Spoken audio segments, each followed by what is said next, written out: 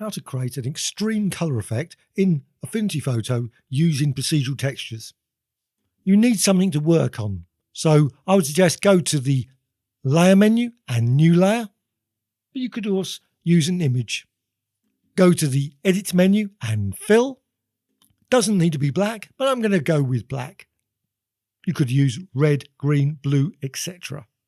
You can access procedural textures via the Live Filter layers in the Layer menu, as well as the Filter menu and Colours.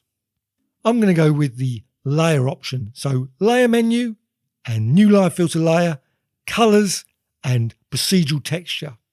I've already created my preset, so I'm just going to select it and show you the equation. But you can create equations yourself. There's lots of tutorials about that on the Graphic Extras channel. Very simply, just go to the plus in the middle of the panel and create an equation and just paste the equation in and add custom inputs. You can then see the colour effect created. You can see below all the custom inputs, quite a few of them, and you can add even more if you wish. I'm going to put it in the description. So you can see the equation there, spread over the red, green and blue channels, and also the custom inputs and the default values I've used.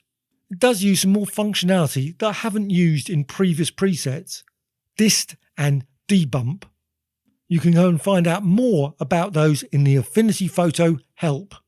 There is also an additional control that I haven't used before, this light direction, as it's based on a previous preset that already existed.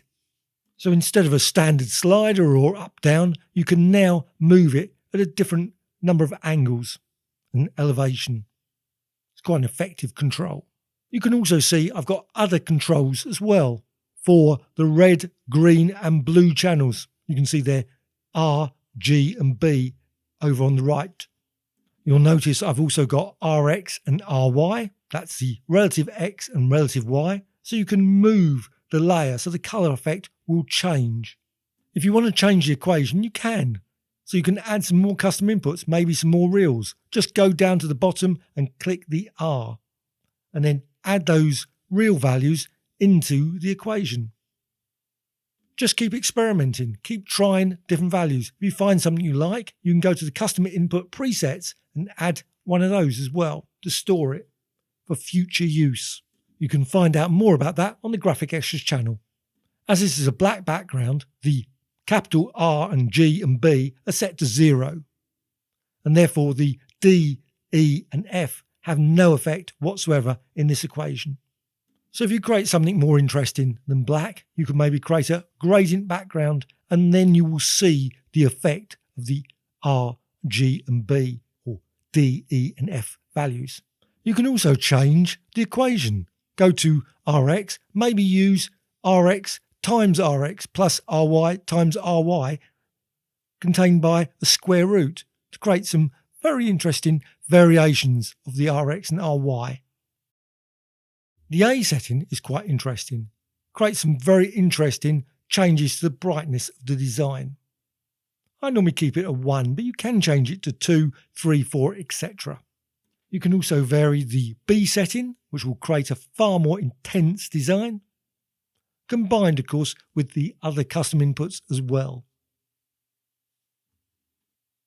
Obviously it isn't brightness, just left over from earlier.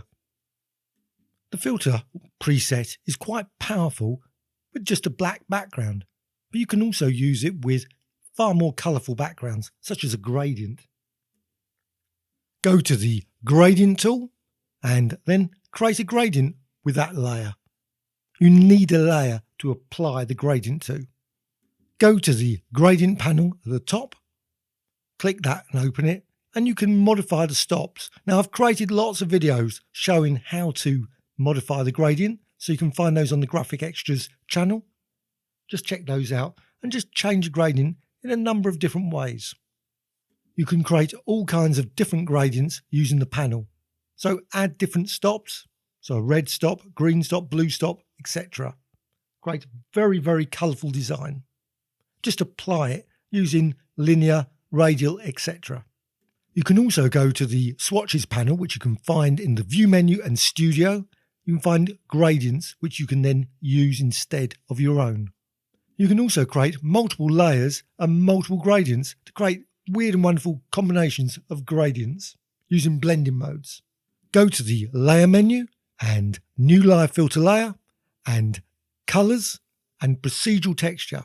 If you've defined your preset already, you can use that via the presets, but you can also add equations, and you can find tutorials about how to do that with the equations. You can find it in the description. You can now see a far more dramatic, colourful effect using a gradient as a background. You've got a whole range of different colour effects come into play because of some of the custom inputs in the functions. I'm using a gradient as a background, but you can also use a pattern. So you can create a pattern design, super colourful pattern design, and then combine it with this preset. You can now go and change all of the preset values. So V and B, modify those, and the colours will change as you change those. Because you've got some colour in the background now, instead of just black, some of the other custom inputs become more useful. D, E and F were related to the capital R, G and B. Of course, with black, they were 0, so they had no effect. But now, R and G and B have some value. Either enter a value, 1.2, 10.2, or use the up and down sliders to change the value of D, E and F to create all kinds of colour effects.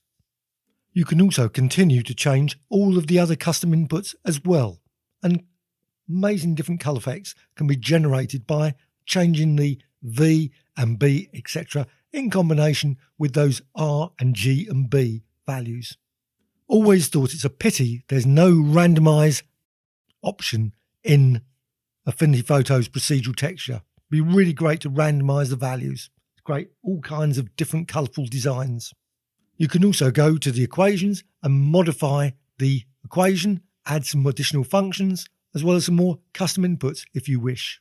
You can also add some additional functionality.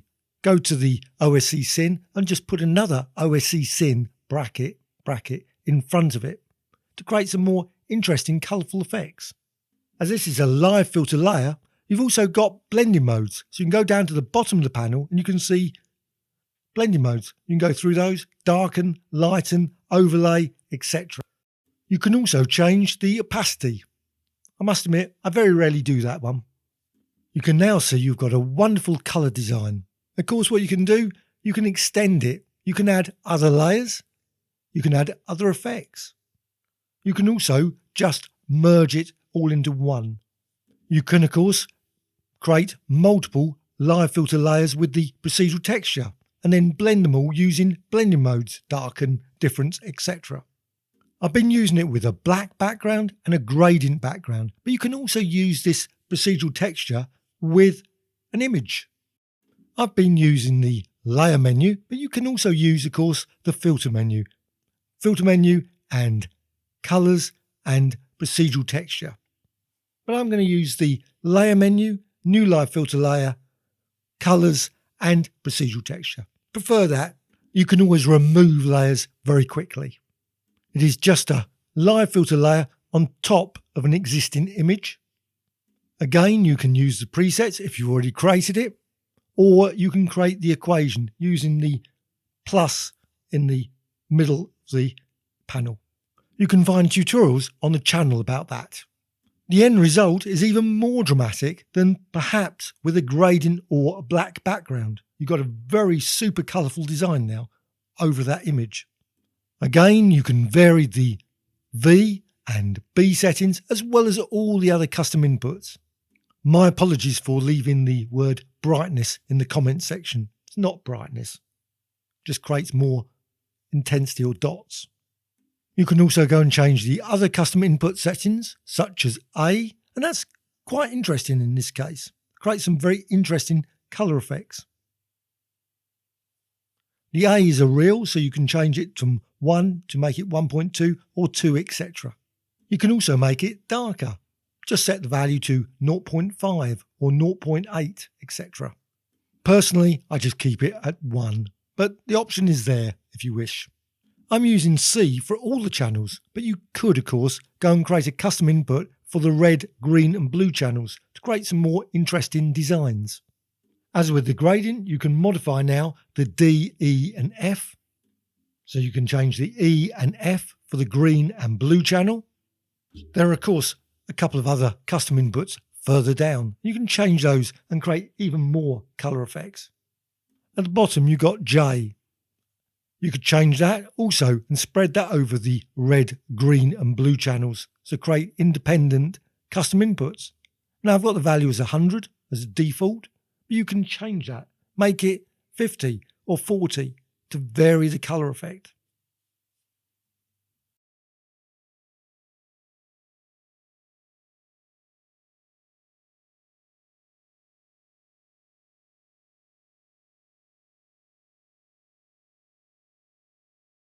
If you look in the equation, you can see there's also an Rx and Ry. They're relative X and relative Y. So what you can do, you can move the layer. So you can go to the layer and just drag it backwards and forwards and it will change where the colour effect is applied. It's a very subtle difference, but you can create some interesting designs using that approach as well. You can continue to modify the V setting. The V setting is probably the most useful, most dramatic. As this is a layer, live filter layer, you can still use blending modes. So you can go down to the bottom, use the opacity, but blending modes such as darken, lighten, difference, etc. can be used to create all kinds of wonderful colour effects. You can scan through all of them, and as you go through them, you'll notice the image, the preview, will change. It's quite useful. Once you've created your layer, you can go and create another layer. So you can create multiple live filter layers with that same effect. And then you can combine them using blending modes. A subtle change of Rx and Ry by moving the layer can create new colour effects. Well, after going through all those blending modes, I'm going to go with hard mix. Quite like that effect. So I'll stick with that. And once you've settled on a blending mode, you can still go back to the custom inputs and change those again and again until you're happy with the design. And just close the layer panel once you're finished.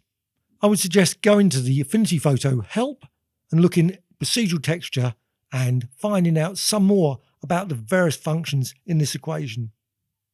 And then you can extend them even more. Hope you found this tutorial of interest.